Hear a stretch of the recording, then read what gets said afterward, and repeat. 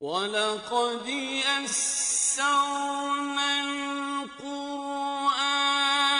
لِلذِّكْرِ فَهَلْ مِن مُّدَّكِرٍ۔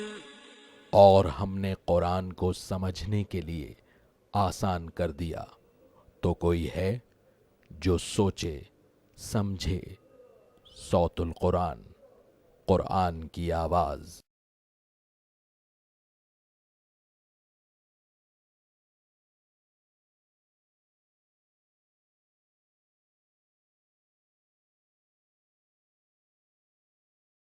نحمده ونصلي على رسوله الكريم اما بعد فاعوذ بالله من الشيطان الرجيم بسم الله الرحمن الرحيم والمحصنات من النساء الا ما ملكت ايمانكم كتاب الله عليكم وأحل لكم ما وراء ذلكم ان تبتغوا باموالكم محصنين غير مسافحين فما استمتعتم به منهن فآتوهن أجورهن فريضة ولا جناح عليكم فيما تراضيتم به من بعد الفريضة إن الله كان عليما حكيما صدق اللہ العظیم۔ سورہ النساء آیت نمبر 24 سے ہم اپنا مطالعہ شروع کر رہے ہیں۔ گزشتہ آیات میں محرمات ابدیہ کا بیان ہوا تھا، یعنی ایسی خواتین جن سے کبھی بھی کسی مرد کا نکاح نہیں ہو سکتا، لیکن اب بیان ہو رہا ہے عارضی محرمات کا، جس کا مفہوم یہ ہے کہ کچھ خواتین جو کہ ابھی کسی کے نکاح میں ہوں تو ان سے شادی نہیں ہو سکتی، لیکن اگر وہ نکاح ختم ہو جائے طلاق یا اس شوہر کی موت کی وجہ سے تو پھر ان سے نکاح ہو سکتا ہے۔ ان کو کہا جاتا ہے محرمات عارضیہ۔ ابھی کیونکہ ایک عورت کسی کے نکاح میں ہے تو ایک شخص اس سے نکاح نہیں کر سکتا جب تک کہ یہ نکاح کا معاملہ ختم نہ ہو جائے۔ فرمایا کہ والمحصنات من النساء، اور خامند والی عورتیں حرام ہیں، یعنی ان سے نکاح نہیں ہو سکتا۔ ہاں، یہ بات بھی نوٹ کرنے کی ہے کہ جو محرمات ابدیہ ہیں جس سے کبھی بھی نکاح نہیں ہو سکتا، ان سے بھی پردے کا معاملہ ویسا نہیں کہ جیسے عام خواتین سے ہے، لیکن جو محرمات عارضیہ ہیں، اب یہ ایک عارضی حرمت یہ ہے کہ اب یہ عورت کسی کے نکاح میں ہے، لیکن ان سے پردے کے احکامات مکمل اعتبار سے ہوں گے، جس میں ایک عورت کو چہرہ بھی چھپانا ہوگا اور پورے جسم کو ڈھانپنا ہوتا ہے۔ والمحصنات من النساء، اور خامند والی عورتیں بھی حرام ہیں، الا ما ملکت ایمانکم، سوائے وہ کنیزیں کہ جن کے تم مالک ہو جاؤ۔ کتاب اللہ علیکم، یہ اللہ کا حکم ہے، اس نے تم پر فرض فرمایا ہے۔ اب یہاں نوٹ کیجئے اس بات کو کہ کنیزوں کے متعلق یہ بات ارشاد فرمائی گئی کہ اگر کسی جگہ اسلامی حکومت کے تحت صحیح اسلامی شرائط کے تحت قتال ہو اور میدان جنگ میں کچھ عورتیں ہاتھ آ جائیں، غلام بھی آ جایا کرتے ہیں، اور یہ عورتیں پھر مسلمانوں میں جو کہ قتال کرنے والے مجاہدین ہیں ان میں اگر ڈسٹریبیوٹ ہو جائیں تو یہ ان کی کنیزیں قرار پائیں گی۔ اگر یہ عورتیں آلریڈی کسی سے شادی شدہ بھی تھیں تو ان سے نکاح کرنا ضروری نہیں ہوتا ایک شخص کو تعلق قائم کرنے کے لیے، صرف اتنا ضرور ہے کہ ان کے اوپر جو حیض کے ایام ہیں وہ گزر جائیں، اس کے بعد ان سے ایک شخص تعلق قائم کر سکتا ہے۔ اب اس بات کی وضاحت ضروری ہے، یہ وہ نقطہ ہے ہمارے دین کی تعلیم کا جس پر خاصا اعتراض کیا جاتا ہے کہ یہ کیا کنیزوں کا معاملہ، غلاموں کا معاملہ۔ تو نوٹ فرمائیے کہ اسلام غلامی کو ترویج دینے کے لیے نہیں آیا تھا، وہ ایک ماحول تھا جس میں غلامی آلریڈی موجود تھی 95%۔ اسلام نے تو وہ تعلیمات عطا فرمائی ہیں کہ جس کے ذریعے سے غلامی 0% ہو گئی تھی۔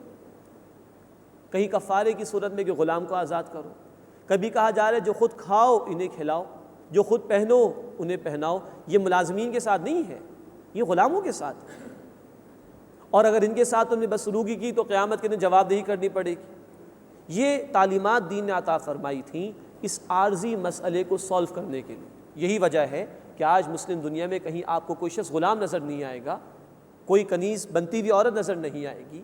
جبر ہونا، ظلم ہونا ایک الگ بات ہے، لیکن انسٹیٹیوشن کے طور پہ غلام بنایا جانا اور کنیز بنایا جانا کہیں مسلم ممالک میں کہیں نہیں۔ دوسری بات یہ نوٹ فرمائیے کہ کسی آزاد عورت کو یا کسی آزاد مرد کو غلام یا کنیز نہیں بنایا جا سکتا خرید و فروخت کر کے۔ یہ مسئلہ ایک عارضی مسئلہ ہے، جنگ ہو رہی ہے صحیح اسلامی شرائط کے ساتھ، جو لوگ میدان میں آگے لڑنے کے لیے، اب اگر وہ قید بنیں گے تو ان کا اسٹیٹس کیا ہوگا آخر؟ پرزنرز آف وار کے متعلق کیا کیا جائے گا آخر؟ تو یہ انسٹیٹیوشن اس کے لیے دیا گیا ہے، یہ ایک عارضی انسٹیٹیوشن ہے، نہ کہ دائمی ہے۔ حالت جنگ میں مسئلہ پیش آ گیا تو اب ان کا اسٹیٹس کیا ہوگا؟ قرآن نے یہ بھی کہا سورہ محمد صلی اللہ علیہ وسلم میں فدیہ لے کر چھوڑ دو، احسان کر کے چھوڑ دو، بات ختم ہو گئی۔ لیکن اگر یہ معاملہ نہیں کیا گیا تو اسلامی جو اتھارٹی ہوگی، جو مسلمانوں کی اتھارٹی ہوگی، اس کے تحت غلام یا کنیز جن مردوں اور عورتوں کو بنایا جائے گا وہ مسلمان مجاہدین میں ڈسٹریبیوٹ ہوں گے، اور یہ بھی وہ کہ جو میدان جنگ میں آ گئے ہیں۔ یہ نہیں کہ پوری قوم کو غلام بنا لیا جائے، گھروں میں سے نکال کے غلام اور کنیز بنایا جائے، ایسا نہیں، صرف میدان جنگ۔ پھر جب کنیز اور غلام بن بھی گئے تب اور تعلیمات دے دی گئی، احسان کرو ان کے ساتھ، اس سے سلوک کرو ان کے ساتھ، ان کے بارے میں اللہ سے ڈرو، ان کے ساتھ زیادتی کی تو اللہ کے یہاں جواب دینا پڑے گا، جو خود کھا رہے ہو انہیں کھلاؤ، جو خود پہن رہے ہو انہیں پہناؤ۔ ان تمام تعلیمات کے ساتھ یہ چیز دی گئی ہے۔ اس میں یہ ہے کہ اگر کوئی کنیز ہاتھ آ گئی ہے کسی مسلمان کے اور آلریڈی وہ کسی سے پہلے نکاح میں تھی، وہ نکاح ختم ہو گیا اس کا، مسلمان اس سے استفادہ کر سکتا ہے، لیکن نوٹ فرمائیے یہ ایک عارضی مسئلہ ہے، ایک ہنگامی صورتحال میں پیش ہونے والے مسئلے کو ختم کرنے کے لیے عام حالات میں شوہر اور بیوی والا جو عام تعلق ہے اسی کی اجازت ہے۔ تو یہاں فرمایا جا رہا ہے نکاح کی حرمت کے ضمن میں کہ والمحصنات من النساء، جو خامن والی عورتیں وہ حرام ہیں، یہ عارضی طور پر ہیں، الا ما ملکت ایمانکم، سوائے وہ کنیزیں جن کے تم بالغ بن گئے ہو، ان سے تعلق قائم کیا جا سکتا ہے۔ کتاب اللہ علیکم، یہ اللہ کا حکم ہے جو اس نے تم پر فرض فرمایا۔ وَأُحِلَّ لَكُم مَّا وَرَاءَ ذَلِكُم، اور اس کے سوا دیگر عورتیں تمہارے لیے حلال کر دی گئی ہیں۔ وَأُحِلَّ لَكُم مَّا وَرَاءَ ذَلِكُم، اور ان کے سوا تمام عورتیں تمہارے لیے حلال کی گئی ہیں۔ أَن تَبْتَغُوا بِأَمْوَالِكُم مُحْسِنِينَ، بشرطے کہ تم چاہو اپنے مالوں سے قید نکاح میں لانے والے ہوتے ہوئے۔ یہ زندگی بھر کا ایگریمنٹ ہوگا، پھر یہ کوئی عارضی وقتی معاملہ نہیں، وہ حرام ہے ہمارے دین میں۔ 2-4 دن کے لیے نکاح کر لیا، 1 مہینے کے لیے نکاح کر لیا، جس کو متاع کہا جاتا ہے اہل تشیع کی اصطلاح میں، یہ حرام ہے ہمارے دین کے اندر۔ اس کی ممانعت فرما دی رسول اللہ صلی اللہ علیہ وسلم نے حجۃ الوداع کے موقع پر۔ اب یہی ہے کہ زندگی بھر کا ایگریمنٹ ہے۔ اور غیر مصافحین، محض لذت لینے والے ہوتے ہوئے ایسا نہ کرنا۔ نکاح کا جو معاملہ ہے وہ خالی لذت کے حصول کے لیے نہیں، it's a life time agreement. اس کے بیسس سے پورا ایک انسٹیٹیوشن ڈیولپ کرنا ہے گھر کا، جس کی بیسس کے اوپر پوری سوسائٹی ڈیولپ ہوگی۔ تو محض لذت کا حصول نہیں ہے بلکہ قید نکاح میں لانا مقصود ہے، لائف ٹائم کا ایگریمنٹ کرنا مقصود ہے۔ فَمَا اسْتَمْتَعْتُم بِهِ مِنْهُنَّ، بس تم میں سے جو ان سے نفع حاصل کر لیں، فَآتُوهُنَّ أُجُورَهُنَّ فَرِيضَةً، تو ان کو ان کے مقرر کیے گئے مہر ادا کر دو، یہ اب تمہاری ذمہ داری ہے۔ وَلَا جُنَاحَ عَلَيْكُمْ فِي مَا تَرَاضَيْتُم بِهِ مِن بَعْدِ الْفَرِيضَةِ، اور تم پر اس میں کچھ گناہ نہیں جس پر تم باہم رضامند ہو جاؤ اس کے مقرر کر لینے کے بعد۔ مرد کی ذمہ داری وہ ادا کرے، لیکن عورت اگر معاف کر دے تو ٹھیک ہے، عورت کچھ کمی کر دے تو ٹھیک ہے۔ ان اللہ کان علیما حکیما، بے شک اللہ تعالیٰ خوب علم رکھنے والا، حکمت والا ہے۔ ومن لم یستطع منکم طولا، اور جس کو تم میں سے استطاعت نہ ہو مالی اعتبار سے، ان ینکح المحصنات المؤمنات، کہ وہ مسلمان آزاد خواتین سے نکاح کر سکے، فمما ملکت ایمانکم من فتیاتکم المؤمنات، تو جو مسلمان کنیزیں تمہارے ہاتھ کی ملکیت میں ہوں ان سے نکاح ہو سکتا ہے، لیکن اس کی بھی شرط آگے بیان ہو رہی۔ واللہ اعلم بایمانکم، اور اللہ تمہارے ایمان کو خوب جانتا ہے۔ بعضکم من بعض، تم ایک دوسرے ہی سے ہو، ایک دوسرے ہی کے جنس سے ہو۔ فانکحوہن، ان کنیزوں سے نکاح کر لو، باذن اہلہن، ان کے مالک کی اجازت سے۔ وآتوہن اجورہن بالمعروف، اور ان کو دے دو ان کا مہر دستور کے مطابق۔ اب اس میں چند باتیں نوٹ فرمائی۔ اسلام نے ایسی سوسائٹی قائم کرنے کے لیے نہیں کہا ہے، وہ سوسائٹی آلریڈی ایسی تھی، وہاں کنیزیں موجود تھیں۔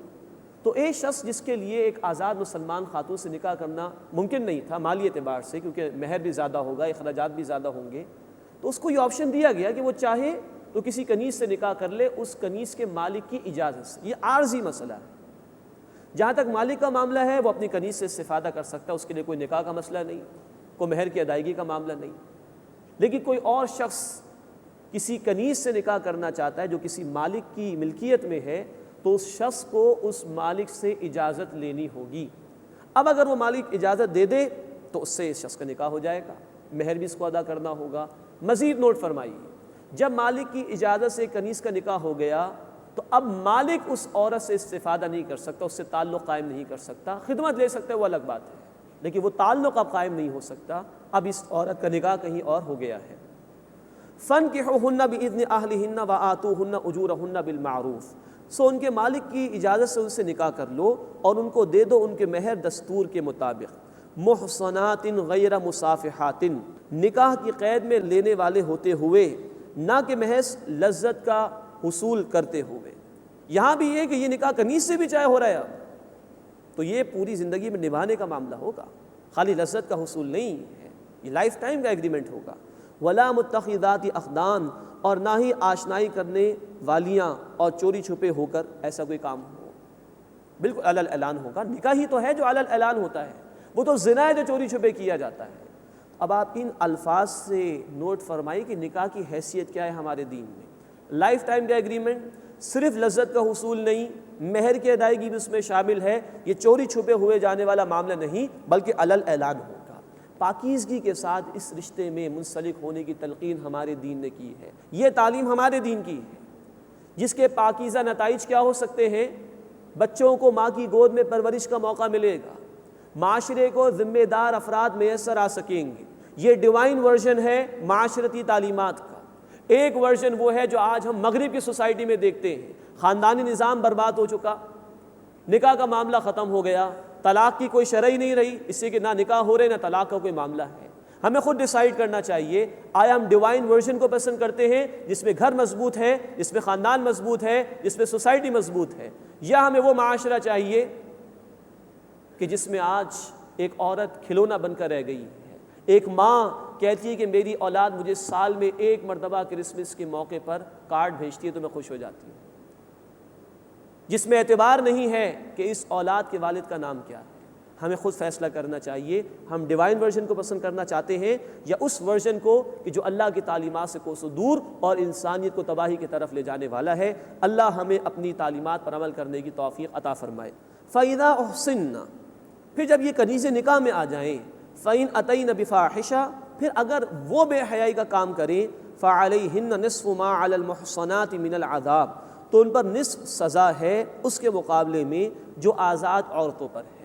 یہ مسئلہ بھی سمجھنے کی ضرورت ہے۔ ہم پڑھ چکے ہیں کہ غیر شادی شدہ مرد یا عورت زنا کا ارتکاب کرے، ثبوت پیش ہو جائے تو 100 کوڑوں کی سزا ہے، سورہ نور آیت نمبر 2۔ اور شادی شدہ مرد یا عورت زنا کرے تو رجم کی سزا ہے، احادیث کی روشنی میں، سنت کی روشنی میں، اور امت کا اجماع بھی ہے۔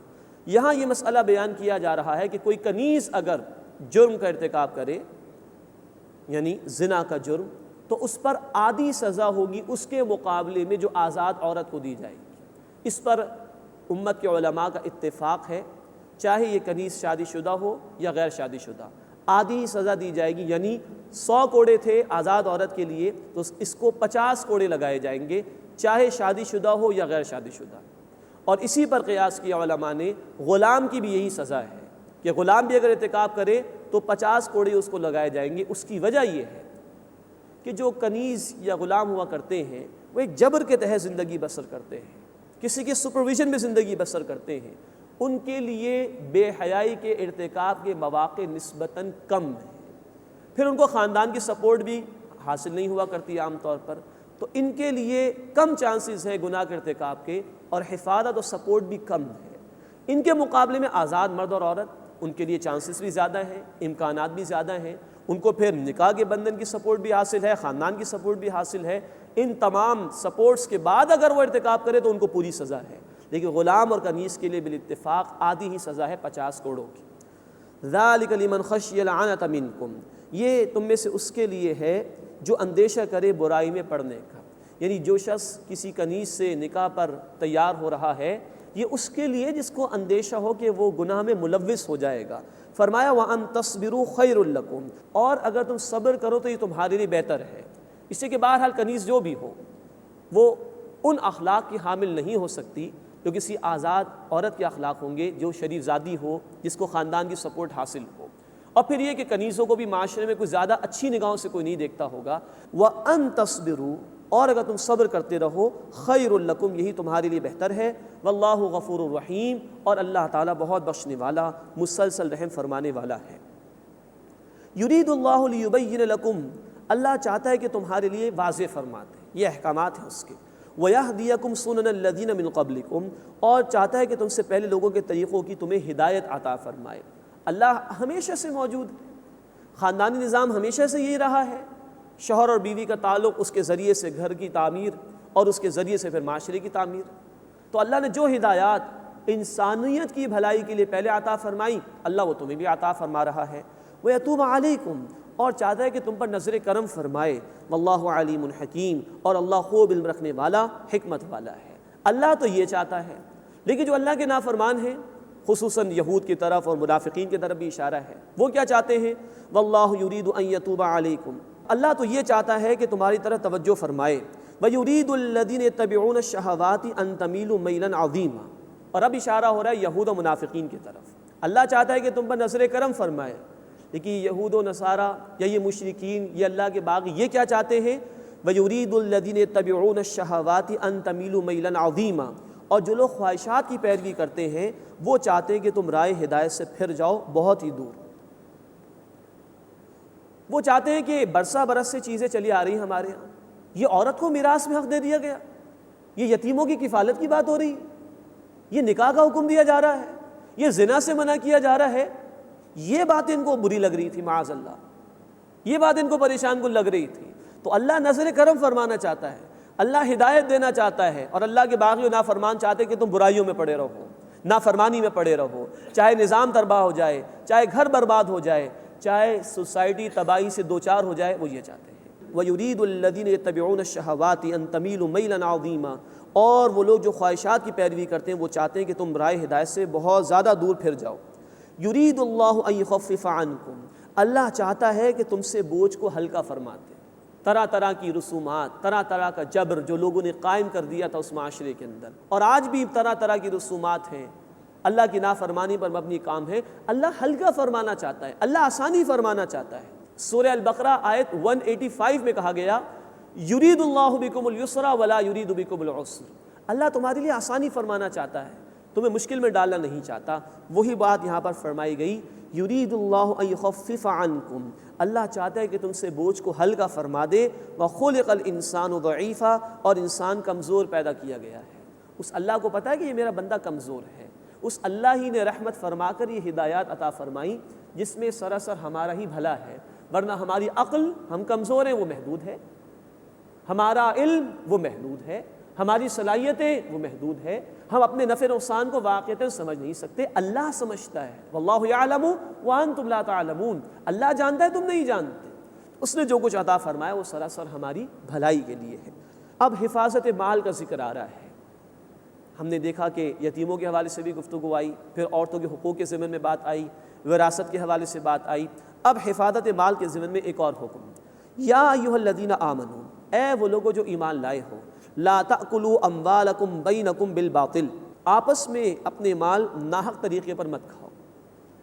اب پہلے انداز دیکھیے قرآن حکیم کا، اپنے مال ناحق طریقے پر نہ کھاؤ، مراد یہ کہ جب تم کسی بھائی کا مال کھاؤ گے وہ تمہارا مسلمان بھائی، کسی سے رشوت لے رہے ہو، کسی کی زمین ہڑپ کر رہے ہو، کسی کو ملاوٹ کر کے مال بیچ رہے ہو، کسی کو دھوکہ دے کر کوئی نفع لے رہے ہو، تو یہ کون ہے؟ یہ تمہارا بھائی ہے، تو گویا اس کا مال کھا رہے ہو تو اپنا ہی مال کھا رہے ہو، اس امت کو نقصان پہنچا رہے ہو۔ یہ اپیلنگ انداز ہے قرآن کا، یا ایھا الذین آمنوا، اے وہ لوگوں جو ایمان لائے ہو، لا تأکلوا اموالکم بینکم بالباطل، اپنے مال آپس میں ناحق طریقے پر نہ کھاؤ۔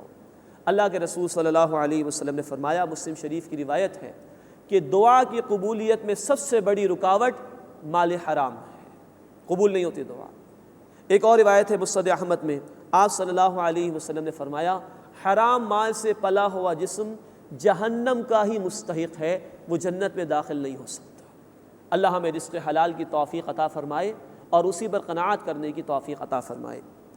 الا ان تکون تجارۃ عن تراض منکم، سوائے یہ کہ تمہاری آپس کی رضامندی سے کوئی تجارت ہو، وہی پروفٹ اینڈ لاس شیئرنگ ہو، پرچیزنگ ہو، سیلنگ ہو، اور باہمی رضامندی سے ہو، کوئی انڈیو ایڈوانٹیج نہ لیا جائے، کوئی انڈیو انفلوئنس نہ ہو کسی کے اوپر، باہمی رضامندی سے تجارت کر لو، یہ جائز ہے۔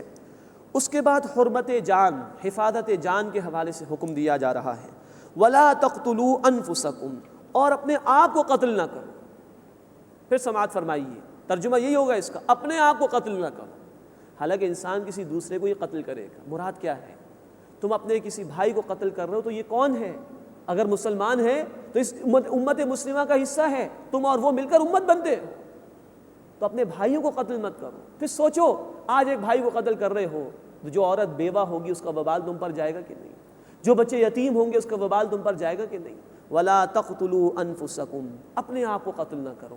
وہ بیوہ ہونے والی بھی تمہاری بہن ہے دینی اعتبار سے، وہ یتیم ہونے والے بچے بھی تمہاری بچے ہیں دینی اعتبار سے۔ وَلَا تَقْتُلُوا أَنفُسَكُمْ، اپنے آپ کو قتل نہ کرو۔ إِنَّ اللَّهَ كَانَ بِكُمْ رَحِيمًا، بے شک اللہ تعالیٰ تم پر بہت رحم فرمانے والا ہے۔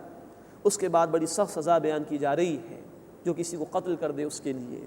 وَمَن يَفْعَلْ ذَلِكَ عُدْوَانًا وَظُلْمًا، جو شخص یہ زیادتی کرتے ہوئے اور ظلم کے ساتھ کرے گا کہ کسی کو قتل کر دے، فَسَوْفَ نُصْلِيهِ نَارًا، پس ان قریب ہم اس کو آگ میں ڈالیں گے۔ وَكَانَ ذَلِكَ عَلَى اللَّهِ يَسِيرًا، اور یہ بات اللہ تعالیٰ پر بہت آسان ہے۔ اللہ ہمیں توفیق عطا فرمائے کہ جو احکامات اللہ ہمیں دے رہا ہے ہمارے مالوں کی حفاظت کے لیے، ہماری جانوں کی حفاظت کے لیے، ہم اس کو مانیں اور ان کے تقاضوں پر عمل کریں۔ آج کے فسادات، آج کے انتشار کا حل یہ ہے کہ اللہ کی ان تعلیمات کو عام کیا جائے معاشرے کے اندر، جس سے ہر ایک کی جان محفوظ ہوگی، ہر ایک کا مال محفوظ ہوگا، ہر ایک کی عزت اور آبرو محفوظ ہوگی۔ ان تجتنبوا کبائر ما تنہون عنہ نکفر عنکم سیئاتکم، اب بڑی اہم ہدایت دی جا رہی ہے گناہوں کے ضمن میں کیا رویہ ہونا چاہیے۔ فرمایا اگر تم بڑے بڑے گناہوں سے بچتے رہو جن سے تمہیں منع کیا گیا ہے تو ہم تم سے تمہارے چھوٹے چھوٹے گناہوں کو دور کر دیں گے۔ وَنُدْخِلْكُمْ مُدْخَلًا كَرِيمًا، اور ہم تمہیں عزت کے مقام میں داخل کریں گے۔ یہ مضمون اتنا اہم ہے کہ دو اور مقامات پر قرآن حکیم میں آیا ہے۔ مزید مضمون آیا سورہ الشورى آیت نمبر 37 اور سورہ النجم آیت نمبر 32 میں کہ اگر کبیرہ گناہوں سے، بڑے بڑے گناہوں سے بچتے رہو گے تو چھوٹے چھوٹے گناہوں کو معاف کر دیں گے۔ کبیرہ گناہ وہ کہ جن پر اللہ تعالیٰ نے یا اللہ کے رسول صلی اللہ علیہ وسلم نے دنیا میں یا آخرت میں کوئی عذاب بیان کیا ہو، یا دنیا اور آخرت میں لعنت فرمائی ہو، ایسے گناہ کبیرہ گناہ میں شمار کیے جاتے ہیں۔ اب ایک بندے مومن کی حس یہ ہونی چاہیے کہ وہ زیادہ حساس ہو اور سینسٹیو ہو بڑے بڑے گناہوں کے معاملے میں، گو کہ چھوٹے چھوٹے گناہوں کو بھی ترک کر دینا چاہیے۔ علماء نے فرمایا کہ چھوٹا گناہ بھی اگر مستقلاً کیا جائے تو وہ کبیرہ میں شمار ہو سکتا ہے، ڈرتے رہنا چاہیے۔ لیکن یہ اللہ نے رحمت فرمائی، اگر بڑے گناہوں کے متعلق تم سینسٹیو ہو جاؤ، بچتے رہو، تو چھوٹے گناہوں کو میں ایسے ہی معاف کر دوں گا۔ اس لیے کہ گناہوں سے بچنا بھی ایک بہت بڑی نیکی ہے، اس نیکی کے توفیل اللہ چھوٹے گناہوں کو معاف فرما دے گا۔ تو ہمیں زیادہ حساس ہونا چاہیے، زیادہ سینسٹیو ہونا چاہیے بڑے گناہوں کے متعلق۔ انسان مستحبات کے چکر میں زیادہ پریشان ہو جائے، چھوٹی چھوٹی نیکیوں کے معاملے میں زیادہ پریشان ہو جائے اور بہت بڑے گناہ کا ارتکاب کر رہا ہو۔ مثال کے طور پر نوافل کے متعلق بہت زیادہ پابندی ہو رہی ہے، اچھی بات ہے، لیکن ممکن ہے کہ یہی شخص مال حرام میں ملوث ہو تو عبادت قبول نہیں ہوگی۔ بسم اللہ پڑھ کر کھانا کھا رہے ہیں، بہت اچھی بات ہے، یہ نیکی کرنی چاہیے، مسنون طریقہ یہی ہے کہ یہ بھی دیکھنا چاہیے جو کچھ میں لقمہ کھا رہا ہوں یہ حرام کا تو نہیں، یہ ریشو پروپورشن بگڑنا نہیں چاہیے۔ تو زیادہ حساس ہونا چاہیے بڑے گناہوں کے معاملے میں، کبیرہ گناہوں کے معاملے میں، تو چھوٹے گناہوں کو اللہ انشاءاللہ خود ہی معاف فرما دیں گے۔ اللہ ہمیں بڑے گناہوں سے بھی بچنے کی توفیق عطا فرمائے اور چھوٹے گناہوں سے بھی بچنے کی توفیق عطا فرمائے۔ ان تجتنبوا کبائر ما تنہون عنہ نکفر عنکم سیئاتکم، اگر تم بڑے بڑے گناہوں سے بچتے رہو گے جن سے تمہیں منع کیا گیا ہے تو ہم تم سے تمہارے چھوٹے گناہوں کو دور کر دیں گے۔ وندخلکم مدخلا کریما، اور ہم تمہیں عزت کے مقام میں داخل کریں گے۔ ولا تتمنوا ما فضل اللہ بہ بعضکم علی بعض، اور آرزو نہ کرو اس کی جو اللہ نے بڑائی عطا فرمائی ہے تم میں سے بعض کو بعض پر۔ للرجال نصیب مما اکتسبوا، مردوں کے لیے حصہ ہے اس میں سے جو انہوں نے اعمال کیے۔ وللنساء نصیب مما اکتسبن، اور عورتوں کے لیے ان اعمال میں سے حصہ ہے جو انہوں نے سر انجام دیے۔ واسألوا اللہ من فضلہ، اور اللہ سے اس کا فضل مانگو۔ ان اللہ کان بکل شیء علیما، بے شک اللہ تعالیٰ ہر شے کا علم رکھنے والا ہے۔ اب یہاں بڑی اصولی بات بیان کی جا رہی ہے۔ اللہ نے تمام لوگوں کو پیدا کیا، مرد کو بھی عورت کو بھی، کسی کو مرد بنایا کسی کو عورت بنایا، کسی کو زیادہ مال دیا کسی کو کم دیا، کسی کو خوبصورت بنایا کسی کو زیادہ خوبصورت نہیں بنایا، کسی کو صلاحیت زیادہ دی کسی کو کم دی۔ یہ اللہ کی تقسیم ہے اور پر حکمت ہے، اللہ ہی بہتر جانتا ہے، اس کی فکر زیادہ نہ کرو۔ ہاں اصل شے ہے جہاں انسان کا اختیار ہے، خوبصورت ہونے نہ ہونے کا کوئی اختیار نہیں، زیادہ مال ہونے نہ ہونے کا انسان کے پاس اختیار نہیں، زیادہ قوت ہونے یا کم قوت ہونے کا معاملہ انسان کے اختیار میں نہیں، جہاں تک نیکیاں کرنے کا معاملہ ہے، اللہ کی اطاعت کرنے کا معاملہ، یہ انسان کے اختیار میں ہے۔ اس کے متعلق فرمایا کہ مردوں کے لیے وہ ہوگا جو انہوں نے اعمال کیے ہوں گے، اور عورتوں کے لیے اس میں سے حصہ ہے جو انہوں نے اعمال کیے ہوں گے۔ یہ اشارہ اس بات کی طرف ہے کہ مردوں کو ایک درجہ فضیلت اللہ نے دی ہے، اس کا ذکر آگے چل کر آ رہا ہے آیت نمبر 34 میں۔ وہ اللہ کا نظام ہے، اللہ کی ایک تقسیم ہے، اس پر زیادہ توجہ نہیں ہونی چاہیے۔ اصل شے یہ ہے کہ نیکی کرنے کے لیے میدان سب کے لیے کھلا ہوا ہے، مردوں کے لیے بھی اور عورتوں کے لیے بھی، اور اسی پر انسان جواب دے۔ یہ اختیاری شے ہے، آدمی اپنے اختیار سے نیک بھی بن سکتا ہے اور برائی بھی کر سکتا ہے، یہ اختیاری شے ہے، اسی کی بنیاد پر اللہ کے ہاں جواب دہی ہے، اس پر فوکس زیادہ ہونا چاہیے انسان کا۔ فرمایا کہ اللہ سے اس کا فضل مانگو، بے شک وہ ہر شے کا خوب علم رکھنے والا ہے۔ وَلِكُلٍّ جَعَلْنَا مَوَالِيَ مِمَّا تَرَكَ الْوَالِدَانِ وَالْأَقْرَبُونَ، اور ہم نے ہر ایک کے لیے وارث مقرر کر دیے ہیں اس مال میں سے جو چھوڑ جائیں والدین اور رشتہ دار۔ وَالَّذِينَ عَقَدَتْ أَيْمَانُكُمْ فَآتُوهُمْ نَصِيبَهُمْ، اور جن لوگوں سے تمہارا کوئی معاہدہ ہو چکا ہے تو ان کو ان کا حصہ دے دو۔ اب ہم پڑھ چکے ہیں آیت نمبر 11 اور 12 میں اسی صورت میں کہ وراثت کی تقسیم، اس کے لیے اللہ نے احکامات بیان کر دیے، شوہر اور بیوی، والدین اور اولاد، ان کے حصے مقرر فرما دیے، تو یہ تو طے ہو گیا۔ اس کے علاوہ کچھ لوگ ہو سکتے ہیں، جیسے کہ صحابہ اکرام رضی اللہ تعالیٰ عنہ مجمعین کا معاملہ تھا، مواخات کا رشتہ، انصار اور مہاجرین کا آپس میں رشتہ۔ اب وہ ایک دوسرے کے ترکے میں تو حصے دار نہیں بن سکتے تھے، لیکن یہ رشتہ قائم ہو گیا تھا مواخات کا، بھائی چارے کا، ہمدردی کا۔ تو کہا کہ جن سے تمہارا کوئی معاہدہ ہے ان کو کچھ تم دے سکتے ہو، اور اس کی صورت شریعت نے یہ بیان کی ہے کہ 1/3 مال کی حد تک انسان وصیت کر سکتا ہے غیر وارث کے لیے۔ وارثوں کے حصے اللہ نے مقرر فرما دیے، لیکن کوئی دوست ہو سکتا ہے، کسی سے کوئی قلبی لگاؤ اور تعلق ہو سکتا ہے، انسان کسی کو دینا چاہتا ہے تو 1/3 مال کی حد تک وصیت کر کے جا سکتا ہے، یوں اس حکم پر وصیت کے ذریعے سے عمل ہو سکتا ہے۔ ان اللہ کان علی کل شیء شہیدا، بے شک اللہ تعالیٰ ہر شے پر از خود گواہ ہے، تمہارے ایک ایک عمل کو وہ دیکھتا ہے۔ الرجال قوامون علی النساء، مرد عورتوں پر حاکم ہیں، نگران ہیں، منتظم ہیں۔ بما فضل اللہ بعضهم علی بعض، اس سے کہ اللہ نے بعض کو بعض پر فضیلت عطا فرمائی ہے۔ وبما انفقوا من اموالہم، اور اس لیے کہ انہوں نے اپنے مال میں سے خرچ کیا۔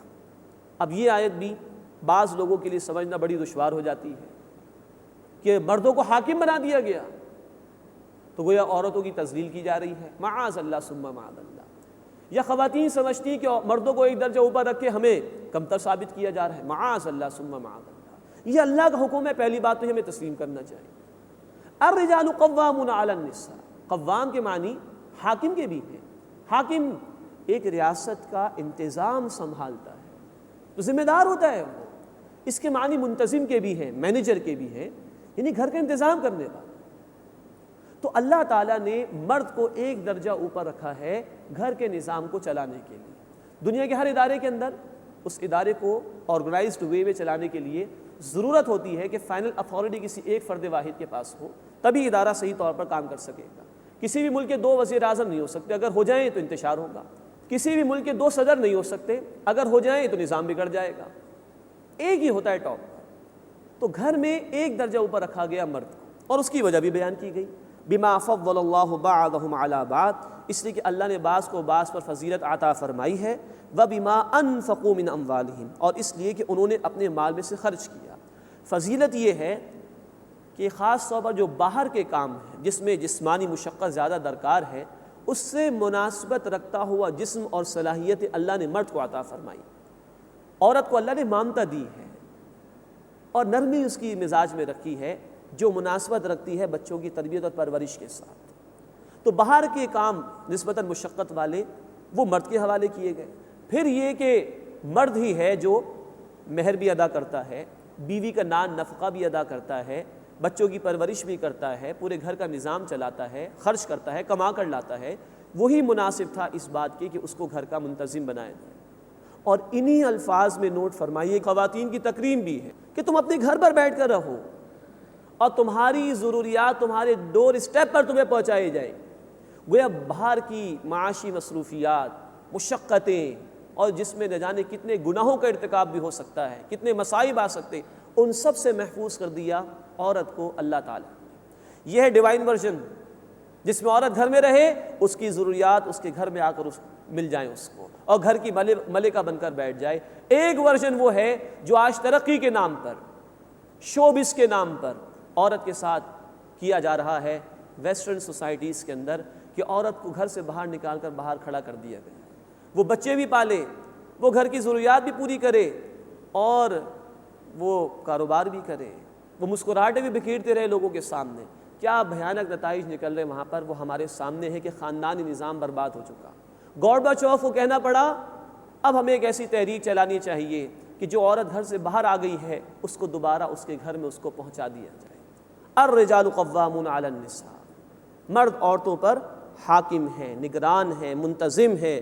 بما فضل اللہ بعضهم علی بعض، اس لیے کہ اللہ نے بعض کو بعض پر فضیلت عطا فرمائی، وبما انفقوا من اموالہم، اور اس لیے کہ انہوں نے اپنے اموال میں سے خرچ کیا۔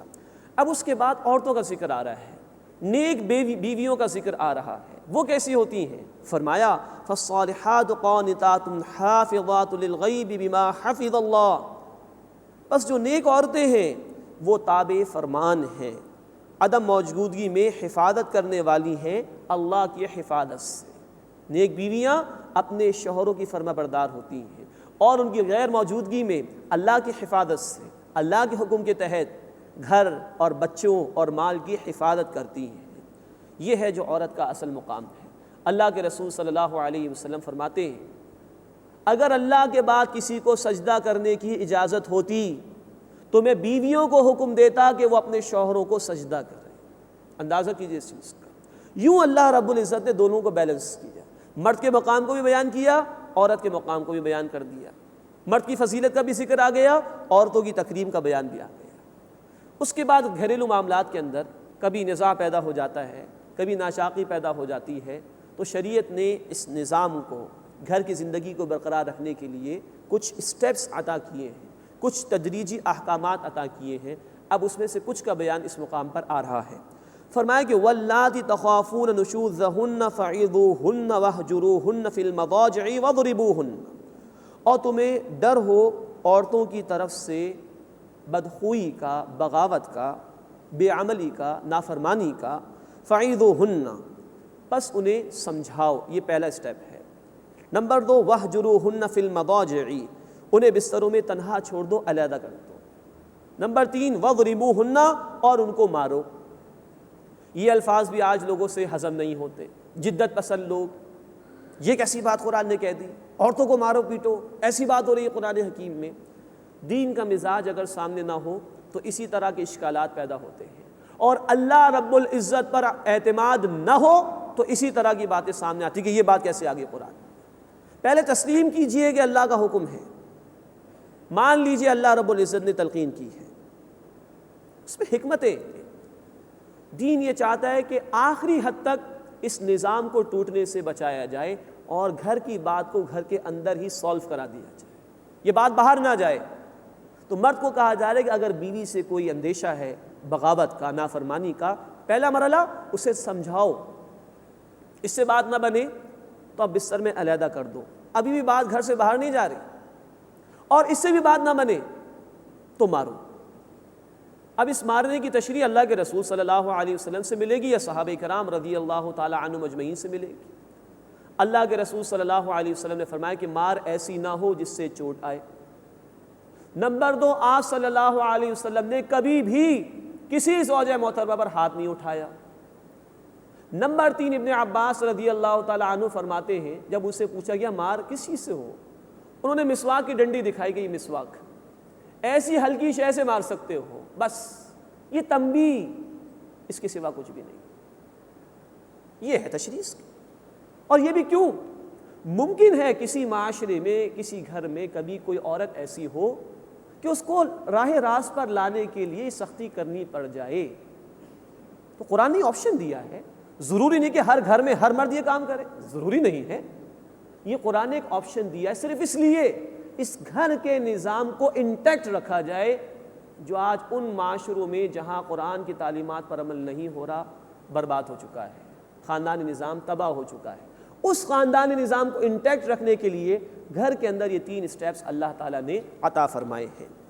فَإِنْ أَطَعْنَكُمْ، فرمایا پھر اگر وہ تمہارا کہا مانے، فَلَا تَبْغُوا عَلَيْهِنَّ سَبِيلًا، تو ان پر کوئی راہ تلاش نہ کرو الزام کے لیے، پھر زبردستی کو ظلم نہ کرنا ان کے اوپر. اِنَّ اللَّهَ كَانَ عَلِيًّا كَبِيرًا، بے شک اللہ تعالیٰ بہت بلند سب سے بڑا ہے. یہاں ایک سوال پیدا ہوتا ہے، مرد کو تو امکان ہے کہ بھائی عورت بدچلن ہو سکتی ہے اور عورت جو ہے وہ نافرمانی کر سکتی ہے، تو اس کو یہ سٹیپس دے دیے گئے. یہ بھی تو امکان ہے کہ ایک عورت اپنے مرد سے راضی نہ ہو اور بات نہ بن رہی ہو، تو عورت کو بھی 2 آپشنز دیے گئے ہیں. ایک آپشن دیا گیا سورہ النساء آیت نمبر 128 میں. اگر عورت محسوس کرے کہ شوہر کی اس کی طرف رغبت نہیں ہو رہی، وہ توجہ نہیں کر رہا، تو اپنے حقوق میں کچھ کمی کر دے تاکہ وہ اپنے شوہر کی توجہ حاصل کر لے. یہ پہلا اسٹیپ اس کو دیا گیا. اور اگر بات نہیں بنتی، معاملہ نہیں نپتا، تو ہم پڑھ چکے ہیں سورہ البقرہ آیت نمبر 229 میں کہ خلا کا آپشن عورت کے پاس موجود ہے. گاڑی نہیں چل رہی زندگی کی تو ٹھیک ہے، معاملہ ختم کرنا چاہے عورت تو خلا کا مقدمہ دائر کرے اور معاملہ ختم کر سکتی ہے. یہ ہے توازن اللہ رب العزت کی تعلیمات کا. لیکن اللہ چاہتا یہ ہے، اصل فوکل پوائنٹ یہ ان تعلیمات کا، یہ گھر کا نظام مضبوط رہے. اللہ ہمیں ان تعلیمات کا فہم عطا فرمائے اور ان پر عمل کرتے ہوئے اپنے گھروں کو مضبوط کرنے کی توفیق عطا فرمائے. اس کے بعد یہ بات بتائی جا رہی ہے اگر معاملہ گھر میں سالو نہیں ہو رہا تو اب کیا کیا جائے. فرمایا وَإِنْ خِفْتُمْ شِقَاقَ بَيْنِهِمَا، اور اگر تم ڈرو ان دونوں کے درمیان ضد سے، کشمکش سے، فَبَعَثُوا حَكَمًا مِّنْ أَهْلِهِ وَحَكَمًا مِّنْ أَهْلِهَا، تو مقرر کرو ایک حکم یعنی فیصلہ کرنے والا مرد کے خاندان سے اور ایک حکم عورت کے خاندان سے. اب یہ مسئلہ گھر سے باہر آ گیا گویا کہ، اور معلومات ہو ہی جاتی ہیں، تو باقی لوگ بھی ایسے نہیں کہ تماشا دیکھتے رہیں، نہیں، ان کو سولو کرانا چاہیے. اب مسئلہ گھر سے باہر آیا تو ایک فیصلہ کرنے والا مرد کے خاندان سے، ایک فیصلہ کرنے والا عورت کے خاندان سے ان کو لیا جائے اور وہ فیصلہ کرانے کی، معاملے کو سلجھانے کی کوشش کریں. اِن یریدا اصلاحا، اگر وہ دونوں صلح چاہیں گے. اس کے متعلق دونوں آراء ہے مفسرین کی. یہ دونوں فیصلہ کرنے والے اگر چاہیں گے کہ اصلاح ہو جائے، یا شوہر اور بیوی دونوں چاہیں گے کہ اصلاح ہو جائے، یوفق اللہ بینہما، اللہ ان دونوں کے درمیان موافقت پیدا فرما دے گا. ان اللہ کان علیما خبیرا، بے شک اللہ تعالیٰ خوب علم رکھنے والا، خوب خبر رکھنے والا ہے. اس کے بعد اگلی آیت میں معاشرتی ہدایات دی جا رہی ہیں. ان ہدایات کے حوالے سے کچھ باتیں ہم پڑھ چکے ہیں سورہ البقرہ آیت 83 میں.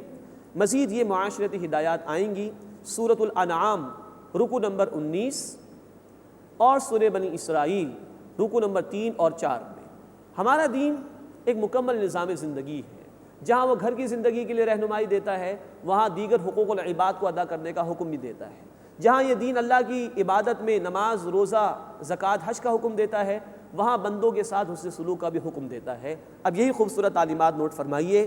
وَاعْبُدُوا اللَّهَ، اور اللہ کی عبادت کرو، وَلَا تُشْرِكُوا بِهِ شَيْئًا، اور اس کے ساتھ کسی کو شریک نہ کرو، وَبِالْوَالِدَيْنِ إِحْسَانًا، اور والدین کے ساتھ اچھا سلوک کرو، وَبِذِي الْقُرْبَى وَالْيَتَامَى وَالْمَسَاكِينِ، اور رشتہ داروں اور یتیموں اور محتاجوں کے ساتھ اچھا سلوک کرو، وَالْجَارِ ذِي الْقُرْبَى وَالْجَارِ الْجُنُبِ وَالصَّاحِبِ بِالْجَنبِ، اور رشتہ دار پڑوسی کے ساتھ اور اجنبی پڑوسی کے ساتھ اور ساتھ بیٹھنے والے ہم مجلس کے ساتھ اچھا سلوک کرو. یہاں قرآن نے رشتہ داروں کی 3 اقسام بیان کی. ایک وہ رشتہ دار جو ہمارا پڑوسی بھی ہے، اس کا حق سب سے زیادہ ہے. ایک وہ رشتہ دار جو اجنبی ہے لیکن اس کا بھی حق ہے. پڑوسیوں کا اتنا حق ہے کہ اللہ کے رسول صلی اللہ علیہ وسلم فرماتے ہیں، بخاری شریف کی حدیث ہے، کہ جبریل علیہ السلام اتنی مرتبہ میرے پاس آئے اور اتنی مرتبہ مجھے پڑوسیوں کے حقوق کو ادا کرنے کی تلقین کی گئی کہ مجھے محسوس ہونے لگا کہ پڑوسیوں کے لیے وراثت میں حصہ مقرر کر دیا جائے. اتنی تلقین ہے. اور ایک اور حدیث آپ صلی اللہ علیہ وسلم کی بخاری اور مسلم شریف میں، آپ نے فرمایا اللہ کی قسم وہ مومن نہیں، اللہ کی قسم وہ مومن نہیں، اللہ کی قسم وہ مومن نہیں، 3 مرتبہ قسم کھا کے کہا۔ صحابہ لرز گئے، اللہ کے رسول کس کے متعلق کہہ رہے ہیں؟ فرمایا وہ شخص کہ جس کی تکلیفوں سے اس کا پڑوسی محفوظ نہ ہو، اللہ کی قسم وہ مومن نہیں، اللہ کی قسم وہ مومن نہیں، اللہ کی قسم وہ مومن نہیں۔ یہ تعلیم ہے ہمارے دین کی۔ پڑوسیوں کے ساتھ اچھا سلوک کرو، let's have a better society to live, ایک اچھا معاشرہ کریٹ کرو جہاں ہر ایک کو حق میسر آ رہا ہو، نہ کہ یہ کہ اس کو تکلیف پہنچائی جا رہی ہو۔ اور قرآن کی تعلیم کی انتہا دیکھیے، فرمایا وَالصَّاحِبِ بِالْجَنبِ، اور جو پہلو کا ساتھی ہے اس کے ساتھ بھی حسن سلوک کرو، یہ بھی پڑوسی ہے۔ ایک استاد کے 2 شاگرد، یہ پہلو کے ساتھی، ساتھ رہنے والے، ایک سفر میں ٹرین ہے، جہاز ہے، بس ہے، ساتھ بیٹھنے والے وہ پڑوسی ہو گئے۔ ایک مسجد کے چند نمازی پڑوسی ہو گئے، تھوڑی سی دیر کے لیے بھی کوئی جمع ہو گیا، قرآن نے کہا اس کے ساتھ بھی حسن سلوک کرو۔ اس سے بڑھ کر اور کیا خوبصورت تعلیم ہو سکتی ہے کہ ہر لمحے دوسروں کے ساتھ احسان، ہر لمحے دوسروں کے ساتھ بھلائی کی کوشش کرو۔ یہ خوبصورت تعلیمات ہے، اللہ ہمیں اس پر عمل کرنے کی توفیق عطا فرمائے۔ وابن السبیل، اور مسافروں کے ساتھ اچھا سلوک کرو۔ وما ملکت ایمانکم، اور جو تمہاری ملکیت میں ہیں، غلام اور کنیز، ٹھیک ہے ایک عارضی مسئلہ ہے لیکن اگر ہوں تو ان کے ساتھ بھی حسن سلوک کرو۔ ان اللہ لا يحب من کان مختالا فخورا، بے شک اللہ تعالیٰ اترانے والے اور بڑائی مارنے والے کو پسند نہیں فرماتا۔ یہ تکبر کرنے والے کون ہیں؟ آگے فرمایا کنجوس۔ تکبر آئے تو انسان پہ خرچ نہیں کرتا مال۔ فرمایا الذین یبخلون ویأمرون الناس بالبخل، یہ وہ لوگ ہیں جو بخل یعنی کنجوسی کرتے ہیں اور دوسروں کو بھی کنجوسی سکھاتے ہیں۔ وَيَكْتُمُونَ مَا آتَاهُمُ اللَّهُ مِنْ فَضْلِهِ، اور چھپاتے ہیں وہ جو اللہ نے انہیں اپنے فضل سے عطا فرمایا۔ یہود کی طرف اشارہ ہے کہ کتاب میں سے وہ آیات چھپائیں جس میں رسول اللہ صلی اللہ علیہ وسلم کی بشارات موجود تھیں، اور اللہ کے راستے میں مال بھی خرچ نہیں کرتے تھے۔ وَأَعْتَدْنَا لِلْكَافِرِينَ عَذَابًا مُهِينًا، اور ہم نے کفر کرنے والوں کے لیے ذلت والا عذاب تیار کر رکھا ہے۔ وَالَّذِينَ يُنْفِقُونَ أَمْوَالَهُمْ رِئَاءَ النَّاسِ، اور وہ لوگ جو اپنا مال لوگوں کو دکھانے کے لیے خرچ کرتے ہیں۔ وَلَا يُؤْمِنُونَ بِاللَّهِ وَلَا بِالْيَوْمِ الْآخِرِ، اور ایمان نہیں رکھتے اللہ پر اور آخرت کے دن پر۔ سورۃ البقرہ میں بھی ہم پڑھ چکے ہیں کہ دکھاوے کے لیے خرچ کیا جانے والا مال وہ قابل قبول نہیں، اور جو دکھاوے کے لیے خرچ کرتے ہیں ان کا اللہ اور آخرت پر ایمان بھی نہیں۔ اللہ اس سے ہماری حفاظت فرمائے۔ وَمَن يَكُنِ الشَّيْطَانُ لَهُ قَرِينًا فَسَاءَ قَرِينًا، اور جس کا شیطان ساتھی ہو جائے تو وہ بہت ہی برا ساتھی ہے۔ وَمَاذَا عَلَيْهِمْ، اور ان کا کیا نقصان ہوتا، لَوْ آمَنُوا بِاللَّهِ وَالْيَوْمِ الْآخِرِ، اگر وہ ایمان لے آتے اللہ پر اور آخرت کے دن پر۔ وَأَنفَقُوا مِمَّا رَزَقَهُمُ اللَّهُ، اور اس میں سے خرچ کرتے جو اللہ تعالیٰ نے انہیں عطا فرمایا۔ وَكَانَ اللَّهُ بِهِمْ عَلِيمًا، اور اللہ ان کو خوب جاننے والا ہے۔ اللہ اپنی آیات کا فہم ہمیں عطا فرمائے اور ان کے تقاضوں پر عمل کرنے کی توفیق عطا فرمائے۔